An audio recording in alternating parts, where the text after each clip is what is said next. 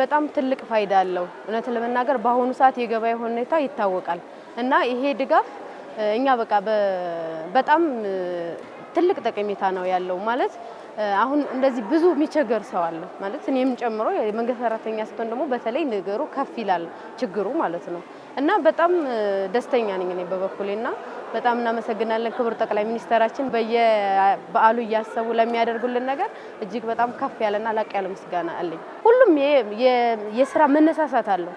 በቃ እኛ ለሚደረግልን ነገር ይሄ በቂ አይደለም ብሎ ያስባል ጽፈት ቤቱ ሰራተኛ ማለት ነው እና በጣም ጥሩ ነው። እኔ አሙት ልጆች ነው ማሳደገው አባቴ ላቸው ግን በጣም በልተን ማደር ሰላሜና ግንጭ ማይስነስ ሐሳብ ቀሉኝ እንደ ልቤ ልጆቼ በልተው ለብሰው የቤት ኪራይ እንደ ልቤ ከፍዬ ምክንያቱም ብዙ ጥቅም አገኛለሁ። ልጆቼ ከሰው በታች እንዳይሆኑብኝ ይረዳኛል።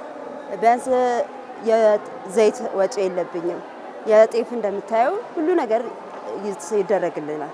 ስለዚህ ብዙ ነገር ከበፊት አሁን ያለው ለውጥ አሁን ያለኝ ነገር ይለያል።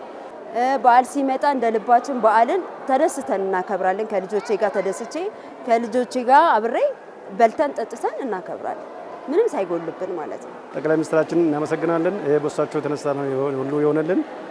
እንግዲህ እግዚአብሔር ይመስገን። ይሄው በየአመቱ በየበዓሉ እለት ሁሉ ያገኘ ነው። ሰራተኛው ቢሆን በደስታ በፍቅር እየወሰደ ነው። ይሄ ለሰራተኛው እጅግ በጣም ብዙ ቀዳዳ ይሸፍናል። እጅግ በጣም አሁን በአሁኑ ሰዓት ባለው ኑሮ አንፃር ለሰራተኛው እጅግ በጣም ብዙ ነገሮች ይሸፍናል። ብዙ ነገሮች ቀዳዳ እያደረግን ያለው እግዚአብሔር የተመሰገነ ነው። በበዓል በገባ ቁጥር ሁሉ ጊዜ ለሚሰጥ ነገር ነው።